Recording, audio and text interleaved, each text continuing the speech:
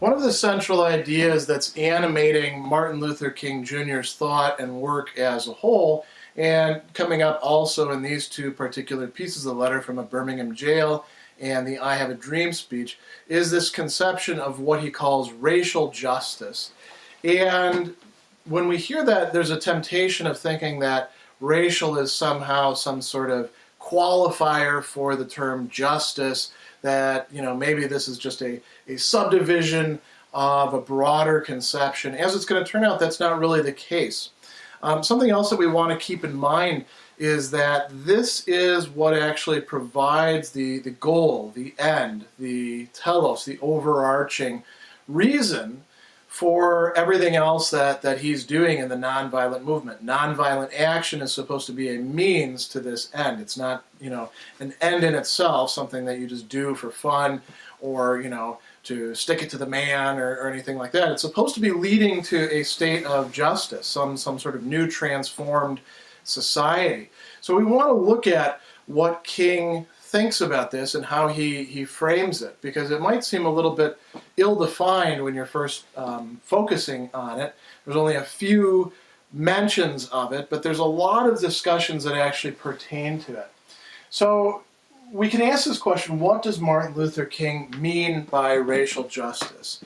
And one thing that might be a possible answer that we see often in our own society would be something like equality of treatment. So, equal access, equal opportunity, promotions within certain institutions like, say, police forces or academic institutions.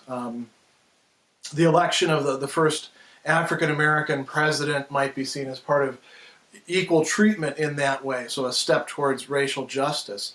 Another way of thinking about it is in terms of reparations, which Martin Luther King, by the way, was actually for, but that was, again, just a means to an end. It's not the end in itself.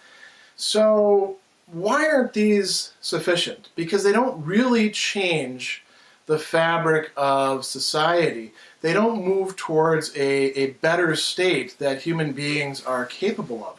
Martin Luther King doesn't just want to, put everybody down at the same low level, nor does he want it just to be, exactly the same all across in some sort of middle class thing. He wants to see a full realization of human personality, of human being, of what it is that our human nature affords us. And because he thinks of human beings as primarily interrelational and social beings, that has to happen within the framework of society and all the little parts of society, like, institutions or organizations or government.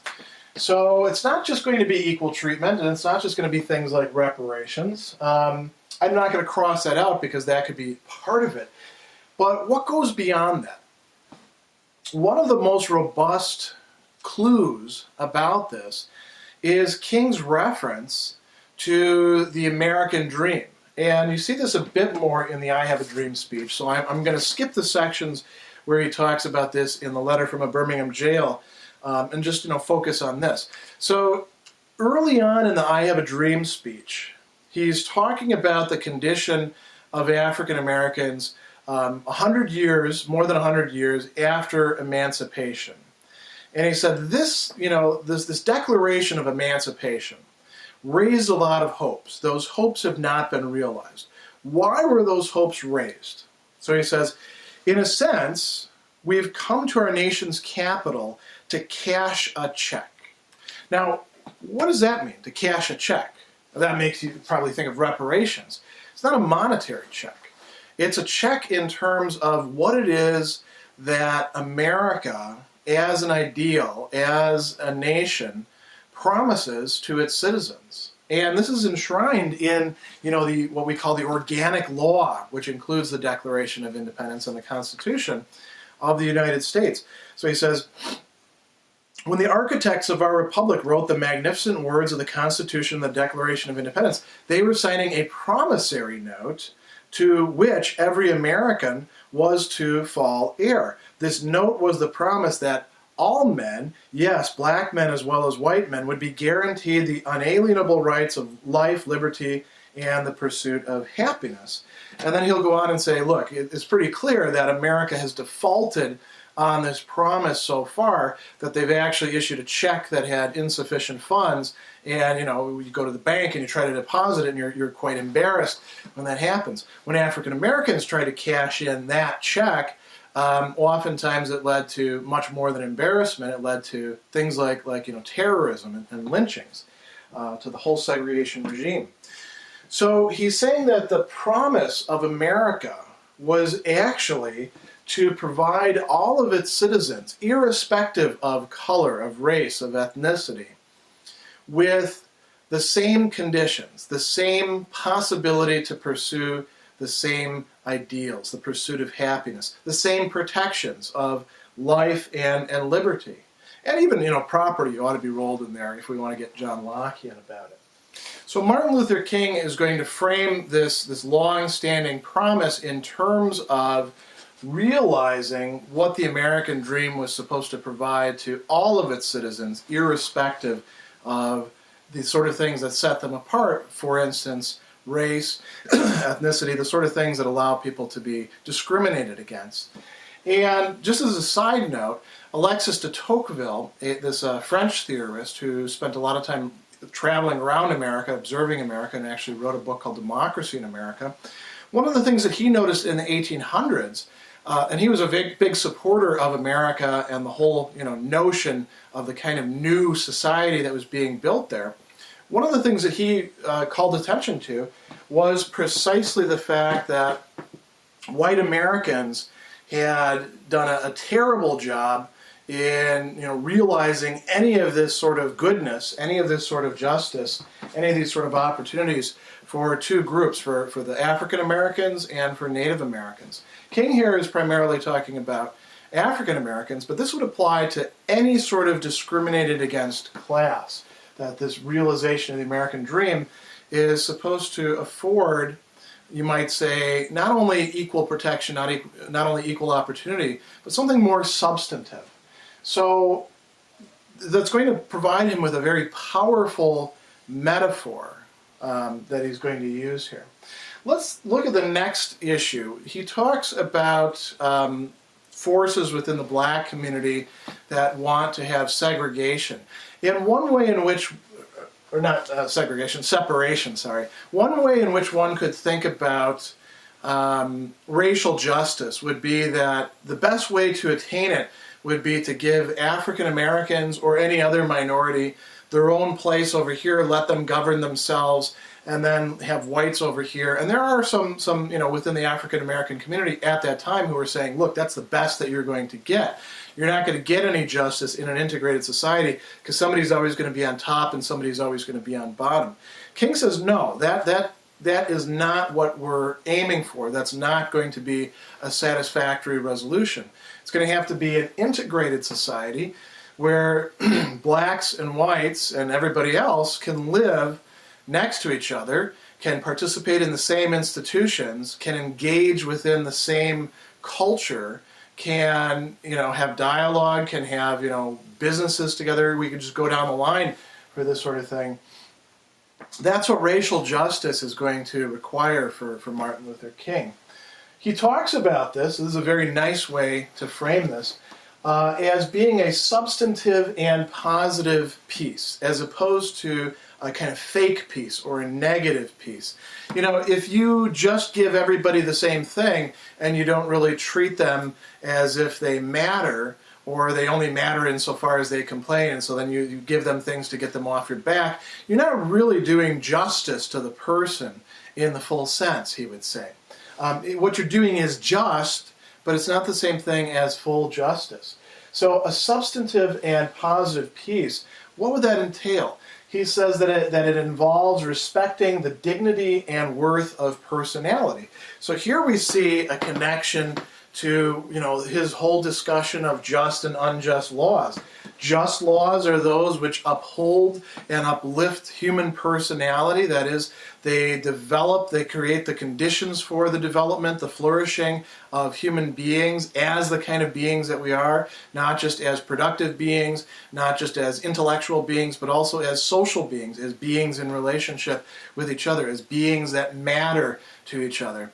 Unjust laws were laws that damaged or degraded or suppressed personality, that treat some people as if they don't matter, as if they're just things rather than persons. So the state that he's looking for is a case in which, we could say it's all just laws. There are no unjust laws, not even in application. And everybody's dignity, everybody's worth is being respected. That doesn't mean that everybody's going to be a nice person. Some people are still going to be screw-ups in the kind of society that he's talking about, but at least they won't be screw-ups because they've been, beaten and repressed so long that they're filled with hatred and resentment. If, at that point in this sort of society, if they're still screw-ups, it's on them, you could say. But we'll get to that in a moment when we talk about inequality. Another way of thinking about this, he's got these passages where he's responding, this is in the letter from a Birmingham jail, to being called an extremist. And he says, yeah, you want to call me an extremist? That's fine. At least I'm not a moderate sitting on the fence doing nothing, pretending like everything is going to get better over time. I'm happy to be an extremist for love, truth, and goodness. And in the transition to racial justice, that would be the sort of thing that would be going on. As a matter of fact, what we're calling extremism in this framework wouldn't really be extreme. It would be the norm. People would treat each other in more loving ways. People would respect truth. People would try to enact goodness towards each other rather than the opposites. Finally, he's got another great phrase. He talks about a beautiful symphony of brotherhood. And if you linger over this metaphor for a moment, what is a symphony like? If you've ever listened to classical music, it's really remarkable when you pay attention to what's going on within a symphony. You have all these different instruments, and they're playing different things, but they somehow come together. Even symphonies that use dissonance, really modern stuff, like Debussy or Prokofiev or Shostakovich, people like that. Everything has been arranged in such a way that the musicians are able to harmonize and synchronize with each other so that their individual actions are not impeding the other person's individual actions or harming them, but they're actually building something that's greater than themselves. Martin Luther King is not thinking of this in musical terms. He's thinking of this in moral terms, in terms of what he's calling here brotherhood, or that, treating other people as, again, human persons, as treating them as if they matter, as if what they're trying to do, the things that they develop into, can fit in with other people without jarring. This is an ideal. This is what he's trying to strive for. He's not saying that this will be completely realized in his lifetime. It certainly wasn't. 100 years from then, probably won't be, even perhaps 1,000 years, but these are ideals that allow him to have something to shoot for. Now, one question that's really important that remains is this a society in which everybody gets a gold star? In which, if to respect personality means we have to, care about everybody else's self-esteem all the time and pretend like everybody's a winner. No. Actually, that would be to go against what he's talking about in terms of justice. It would certainly go against truth.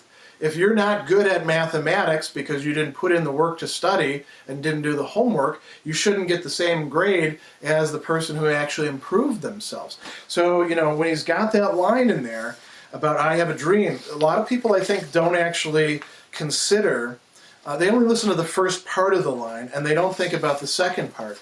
When he says, I have a dream that my 4 little children will one day live in a nation where they will not be judged by the color of their skin, there's the first part, but by the content of their character. To judge somebody on the content of their character means to actually say you're a good person or you're a bad person, and to be able to provide reasons why. To be able to say, well, you steal from everybody all the time, and we've sat you down and showed you that it's hurting other people, and you say, I don't care, I want the stuff. That would be a bad character. And one could legitimately say, you're not as good of a person as this person over here who keeps their hands off of other people's stuff and actually helps them out on the weekends, improving their places. A lot of people, like I said, just focus on the, not being judged on the color of skin, the not judgment, the equalizing everything, and they don't focus on the fact that Martin Luther King is a very strong advocate for judging on the content of character. One of the main problems with segregation, as he's pointing it out, is the detrimental, damaging effects that it has on the human character, on human personality. So in a certain way, to be judged by the content of one's character is to be treated as a full human being. It's to be treated as somebody who has the possibility for realizing what humanity is. Now you notice that I've got another topic over here that's connected with this issue of racial justice. King will talk about this notion of mutuality, and he talks about a mutuality of justice and of injustice. What does mutuality mean? It means that we're not all alone, that we can't be completely isolated from each other. He says that all communities and states, so that is all local communities, every sort of organization, and every nation is interrelated with others. And you could say, well, maybe that's a modern phenomenon. Maybe King is only talking about the modern world in which he's living. But that is certainly the case for the world that we live in today. Even states that attempt to wall themselves off, like for example, North Korea, they have refugees flowing over into China that the Chinese have to figure out what to do with. You can get information in and out. There is an interconnection. There is a smaller world that we all live in. He also says that injustice anywhere is a threat to justice everywhere. This is a stronger statement.